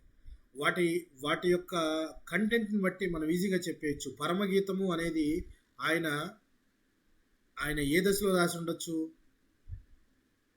యవ్వన ప్రాయంలో రాసి ఉండొచ్చు. సామెతలు అనేవి నడి వయసులో రాసి ఉండొచ్చు. చాలామంది బైబిల్ స్కాలర్స్ అభిప్రాయపడేది ఈ యొక్క ప్రసంగి అనేది చివరి దశలో, వృద్ధాప్య దశలో రాసి ఉండొచ్చు. వృద్ధాప్య దశలో తనకు కలిగిన అపారమైన జ్ఞానాన్ని ఆయన ఏ విధంగా పొందుపరిచాడో ఇందులో చూడండి. మనిషి యొక్క దేహము ఎలా కృషించిపోతుంది అనడానికి ఏ మాటలు రాశాడో ఒకసారి గమనిద్దాం. చూడండి, 12వ అధ్యాయము 3వ వచనాన్ని గమనిద్దాం. 3 నుంచి 7 వచనాలు జాగ్రత్తగా గమనిద్దాం. ఈ వచనాలలో ఆయన మానవ దేహము ఎలా నశించిపోతుంది, కుంగి కృషించిపోతుందో రాశాడు. వాటిని ఎలా రాశాడో ఒకసారి గమనిద్దాం. 12వ అధ్యాయము 3వ వచనము. మొదట, నీ బాల్య దినమందే నీ సృష్టికర్తను స్మరణకు తెచ్చుకొనుము. ఆ దినమున, ఏ దినమున అంటే వృద్ధాప్య దశ దినమున. మనిషికి వృద్ధాప్యం అనేది వస్తుందా రాదా? వస్తుంది. వస్తుంది. ఆ దినమున ఏ విధంగా ఉంటుందో చూడండి, గమనించండి. ఆ దినమున ఇంటి కావలి వారు వణుకుదురు. ఇంటి కావలి వారు అనంటే కావలి కాయటానికి చేతుల్లో కర్రలు పట్టుకొని జనరల్గా కావలి కాసేవాళ్ళు పారా హుషారు అనుకుంటూ తిరుగుతూ ఉంటారు. కావలి కాయాలి అనంటే చేతులులో కర్ర ఒకటి పట్టుకొని రెడీగా ఉంటారు. వృద్ధాప్య దశ వచ్చేటప్పటికి ఆ చేతులు వణుకటం స్టార్ట్ అవుతాయట. ఆయన చెప్పాల్సిన మాటకు అర్థము చేతులు వణుకుతాయి, వణికే స్టేజ్కి వెళ్ళిపోతాయి అన్నమాట. ఆ దినమున ఇంటి కావలి వారు వణుకుదురు, బలిష్ఠులు వంగుదురు. బలమంతా మన నుంచోవాలి అంటే మన బలమంతా ఎక్కడ ఉంటుంది? జనరల్గా మనిషి లేచి నుంచోవాలి అని అంటే బలం ఎక్కడ ఉంటుంది?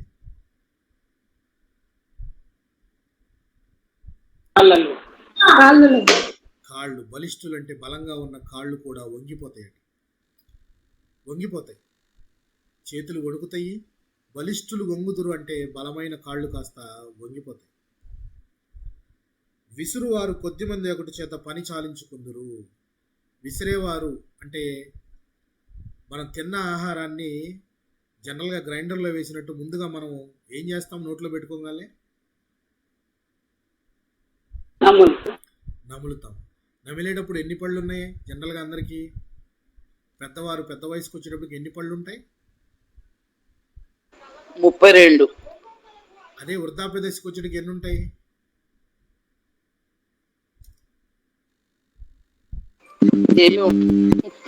ఎన్ని ఉంటాయి? వృద్ధాప్య దశ వచ్చేటికి ఏళ్ల మీద లెక్కేయచ్చు. 32 కాస్త 4, 5, 6, 1, 2. ఎందుకంటే పళ్ళు ఊడిపోతాయి. మనిషి యొక్క అవసాన దశకు వచ్చినప్పుడు ఒక్కొక్కటి ఎలా క్షీణిస్తుందో చూడండి. విసిరేవారు అంటే విసురువారు కొద్దిమంది ఒకటి చేత. కొద్దిమంది అంటే ఆ 32 ఉండవు. 32లో ఏ 5, 6, 4, ఆ మూల ఒకటి, ఈ మూల ఒకటి, ముందు 2, వెనకొకటి. సో ఇవి అన్నీ కలిసి నమిలితే కనుక ఆహారం చక్కగా జీర్ణం అవుతుంది. కానీ అలా విసరడానికి అంతమంది లేక కొద్దిమంది ఉంటారంట. అంటే 4, 5 పళ్ళు ఉంటాయి, మిగిలిన పళ్ళన్నీ ఊడిపోతాయి.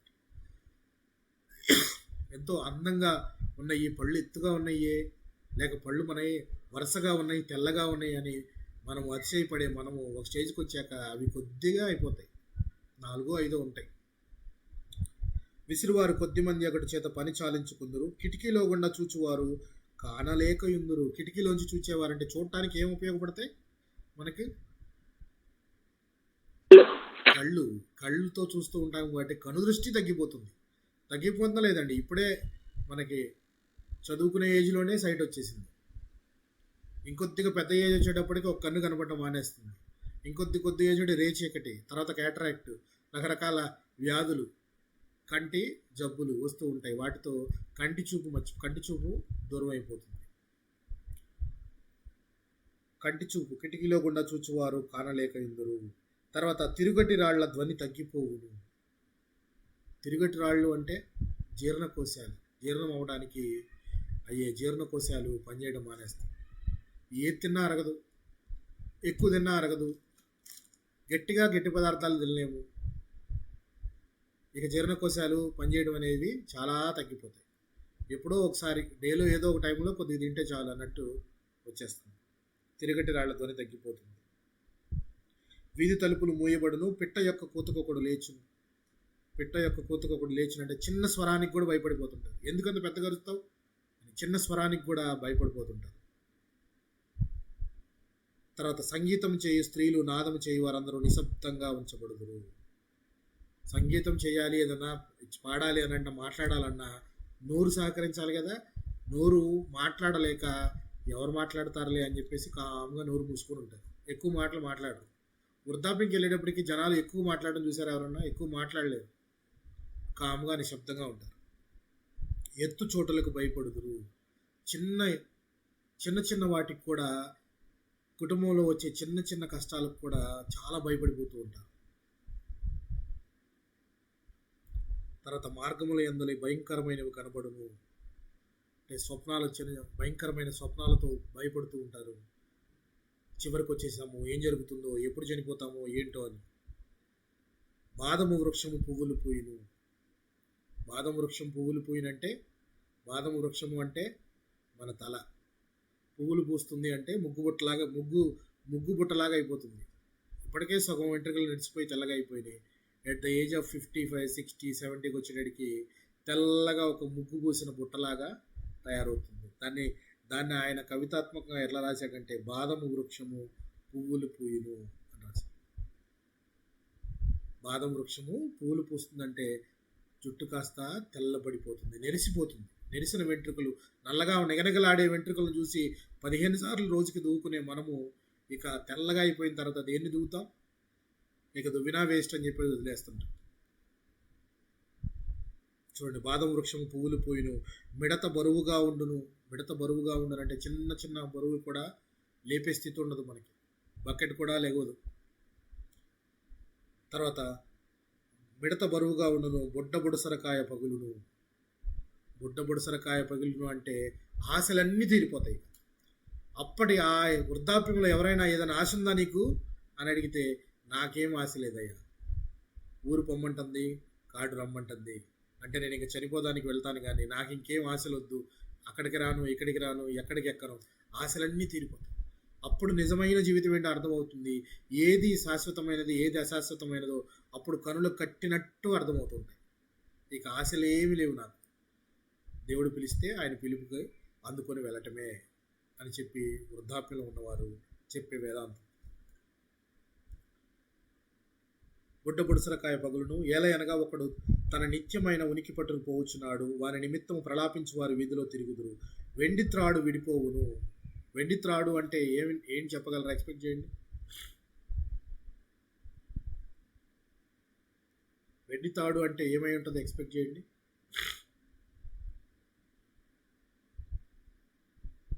తాడులాగా ఉండేది మన శరీరంలో ఏంటి చెప్పండి? Spinal cord. ఏంటి ప్రియులారా? వెన్నుపూస. తాడులాగా ఉండేదంటే వెన్నుపూస. వెన్నుపూస ఏమవుతుంది? ఇప్పటికే వెన్నుపూసలో జనరల్గా చాలామందికి C3, C4, C2లో ప్రాబ్లమ్స్ వస్తూ ఉంటాయి. సో ఇట్లా వెన్నుపూసలో ప్రాబ్లమ్స్ అనేవి, వెన్ను వంగిపోతుంది. వెండి త్రాడు విడిపోతుంది అంటే మెల్లమెల్లగా వెన్నుపూస వంగిపోతూ ఉంటుంది. అలాగే బంగారు గిన్నె పగిలిపోతుంది. బంగారు గిన్నె పగిలిపోవునంటే కపాలం బద్దలైపోతుంది అనమాట. అంటే తలకాయకి విపరీతమైన నొప్పి, కపాలం పగిలిపోతుంది. దార యొద్ద కుండ పగిలిపోవును. దార యొద్ద కుండ పగిలిపోవును అంటే ఇక్కడ ఊపిరితిత్తులు పనిచేయడం మానేస్తాయి. ఊపిరితిత్తుల్లో శ్వాస తీసుకోవటం కానీ, శ్వాస వెళ్ళడం కానీ ఇవి పనిచేయడం మానేస్తాయి ఊపిరితిత్తులు. బావి యొద్ద చక్రం పడిపోవును. ఇక చక్రం పడిపోయింది అంటే అర్థం గుండె ఆగిపోతుంది. గుండె పనిచేయడం కూడా, ఇక నేను చానాళ్ళు పనిచేశాను, ఇక చాలిక నాకు రిటైర్మెంట్ ఇవ్వని చెప్పేసి గుండె కూడా కొట్టుకోవడం కూడా ఆపివేస్తుంది. ఎన్ని జరిగాక ఏం జరుగుతుంది? ఇవన్నీ జరిగాక ఏం జరుగుతుంది? చనిపోయిన తర్వాత బావి యొద్ద చక్రం పడిపోవును అంటే గుండె కూడా ఆగిపోతుంది అంటే అర్థం మనిషి చనిపోయాడు. చనిపోయిన తర్వాత మనిషి ఏం జరుగుతుంది? 7వ వచనం చూద్దాం. మన్నైనది వెనకటి వలె మరల భూమికి చేరును. మన్ను నువ్వేమనుకుంటున్నావు? గొప్ప సూర్యుని అనుకుంటున్నావు, గొప్ప జ్ఞానిని అనుకుంటున్నావు, అతిశయపడుతూ ఉన్నావు, నువ్వే దేవుడిని తయారు చేస్తున్నావు, నేనే క్రియేటర్ని, నేనే దేవుడి బొమ్మను తయారు చేయించాను అని చెప్పి ఫీల్ అవుతున్నావు. దాన్ని బంగారంతో చేయించాను అనుకుంటూ ఉన్నావు, గొప్పగా ఫీల్ అవుతున్నావు. నువ్వు మన్ను అయినది ఎక్కడికి వెళ్ళిపోతుంది? తిరిగి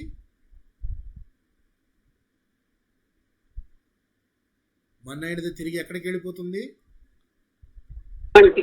మంటికి చేరిపోతుంది. ఆత్మ దాని దయచేసిన దేవుని యొక్క ఆత్మ దేవుడిచ్చాడు. ఎలాగా? ఆయన నోటి ద్వారా ఊదాడు. అంటే ఆయనలో ఉన్నది జీవాన్ని మనకిచ్చాడు. అందుకనే ఆయనది అది ఆత్మ. కింద నుంచి మట్టి తీసుకున్నాడు కాబట్టి మన దేహం మట్టితో బొమ్మను చేశాడు కాబట్టి మట్టి దేహం. ఆయన నోట్లో నుంచి శ్వాస అందించాడు కాబట్టి అది ప్రాణము, అది ఆత్మ. అది ఆయన ఇచ్చాడు కాబట్టి అది ఆయన దగ్గరికి వెళ్ళిపోతుంది. భూమిలోంచి తయారు చేశాడు కాబట్టి భూమి మీదే పడిపోతుంది. అది మట్టి అయినది తిరిగి మంటికి చేరును అని చెప్పి జ్ఞాని అయిన సొలొమోను అప్పుడే రాశాడు. ఎంత జ్ఞానము కలిగి ఆయన శరీర యొక్క స్థితిని ఈ విధంగా స్టెప్ డౌన్ అయిపోతుంది. వృద్ధాప్య దశలోకి వచ్చేటప్పటికి శరీరం ఇలా క్షీణించిపోతుంది. అలాంటి శరీరాన్ని బట్టి అతిశయపడటము మనకు తగదు.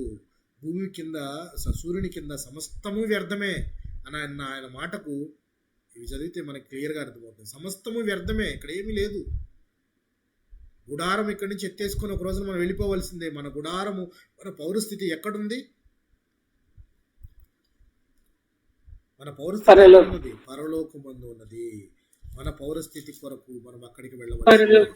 ఎస్, ఆత్మ తాము దయచేసిన దేవుని వద్దకు చేరును, మన్నైనది తిరిగి మంటికి చేరును. శరీర భాగాలు చూడండి ఎలాగా ఒకటి తర్వాత ఒకటి, ఒకటి తర్వాత ఒకటి, ఒకటి తర్వాత ఒకటి క్షీణించిపోతాయి. ఈ ప్రాబ్లమ్స్ అన్నీ వచ్చేవే జనాలందరికీ. ఇవేది శాశ్వతం కాదు. కానీ మనిషి మాత్రం అలా అనుకోవట్లేదు. ఏమనుకుంటున్నాడు? అతిశయపడుతూ ఉన్నాడు.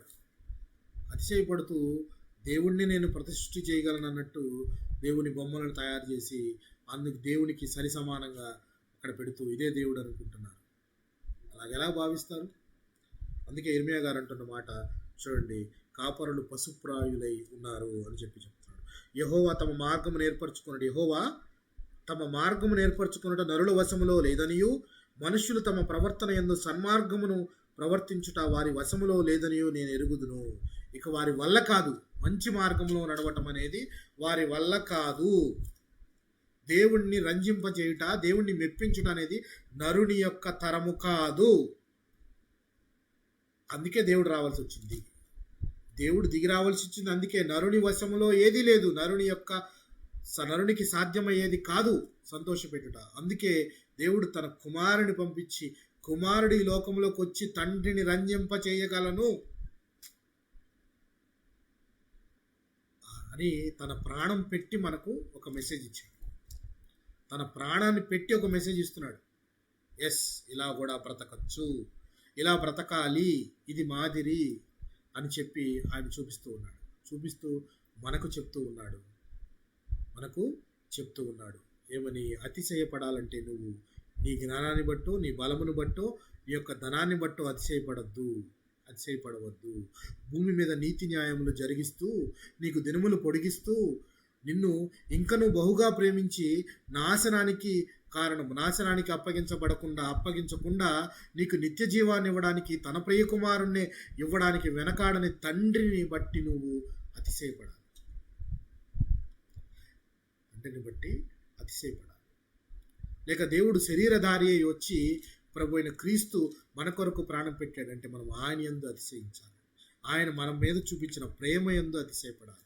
ఆయన గురించి తెలుసుకొనట యందు అతిశయపడాలి. కానీ మనము ఇక్కడున్న వాటి మీద అతిశయపడుతూ ఉన్నాం. ఇక్కడ యూదా జనాంగం కూడా అలాగే ఉన్నారు. ఆరాధించడంలో వేషధారణ చూపిస్తూ ఉన్నారు.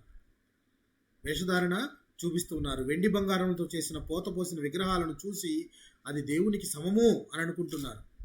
అది తప్పు. అన్యజనుల ఆచారములను మీరు అసలు అభ్యసించద్దు అని చెప్పి దేవుడు చెప్పినా వినకుండా వారి మార్గాలను చెరిపేసుకున్నారని చెప్తూ ఉగ్రత రాబోతుంది, నా గుడారం ఇక్కడి నుంచి పెరిగివేయబడుతుంది, నా పిల్లలు దూరంగా వెళ్ళిపోతున్నారు అని చెప్పేసి ఇక్కడ గుడారం వేయడానికి ఎవరూ లేరు అంటే మరలా తిరిగి మందిరము కట్టడానికి ఒక మనిషి కూడా ఇక్కడ ఉండబోవటం లేదు అని చెప్పి దేవుడు చెప్పకనే చెప్తూ ఉన్నాడు. చూడండి, చివరి వచనం చదువుకొని ముగించుకున్నాం. 10వ అధ్యాయం 24వ వచనం. యెహోవా, నీవు నన్ను బొత్తిగా తగ్గింపకుండానట్లు నీ కోపమును బట్టి నన్ను శిక్షింపగా, నీ న్యాయ విధిని బట్టి నన్ను శిక్షింపుము. నిన్నెరుగని అన్యజనుల మీద, నీ నామమును బట్టి ప్రార్థింపని వంశముల మీదను నీ ఉగ్రతను కుమ్మరించుము. వారు యాకోబును మృంగివేయుచున్నారు, నిర్మూలనము చేయవలెనని వారు అతనిని మృంగివేయుచున్నారు, వారి నివాసములను పాడు చేయుచున్నారు. చూడండి,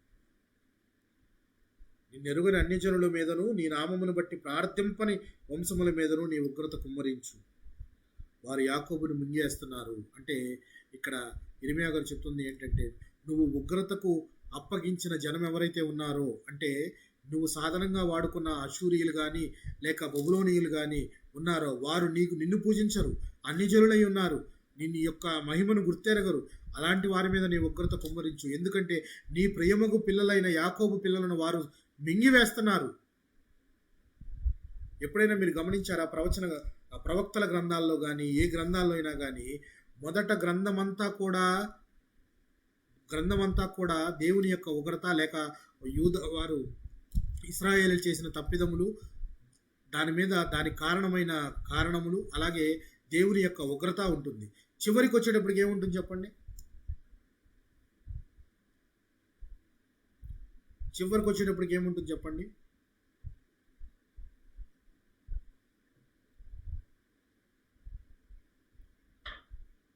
ఉగ్రత ఉంటుంది. ఏమంటమ్మా? ఉగ్రత ఉంటుంది. ప్రతి గ్రంథంలోనూ జాగ్రత్తగా ఆలకించండి. ప్రతి గ్రంథంలో ఇశ్రాయేలు చేసిన తప్పిదం ఉంటుంది, దానికి దేవుడు వేసే శిక్ష ఉంటుంది, దేవుడు తన మీద తీర్పులు ఉంటాయి. కానీ చివరికి వచ్చేటప్పటికి ఏముంటుంది? మరలా కనికరం. ఏంటమ్మా? మరలా కనికరం. Very good. క్షమాపణ. రెస్టోరేషన్.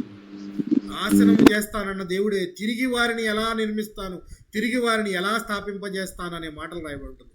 ప్రతి గ్రంథాన్ని మీరు గమనించండి. ప్రతి గ్రంథములో చివరికి వచ్చేటప్పటికి దేవుని కృప, కనికరము ఉంటుంది. చూడండి, ఇక్కడ ఇంత ఉగ్రత వస్తుందన్నా కూడా తన ఇర్మియా గారి మాటల్లో దేవుడు తిరిగి వారిని స్థాపిస్తాడు. ఎంత కష్టానికి అప్పగించినా తిరిగి వారిని కనికరిస్తాడు, వారి స్థానానికి వారిని తీసుకొని వస్తాడు, లేకపోతే వారిని మంచి హృదయంతో ఆయన ఆదరిస్తాడు అన్న మాట ప్రతి గ్రంథంలోనూ కూడా ఉంటుంది. ఏ గ్రంథమైనా మీరు చూడండి, ఏ గ్రంథంలో అయినా కూడా ఇదే ప్యాటర్న్ ఉంటుంది. దేవుడి యొక్క కృప, కనికరం అనేది చివర కనబడుతుంటుంది. ఆయన ఉగ్రత కుమ్మరించినా తిరిగి ఆయన మిమ్మల్ని జీవింపజేయగలిగేవాడు. ఎండిన ఎముకలలో ఆయన జీవమును కలుగజేయగలిగిన వాడు.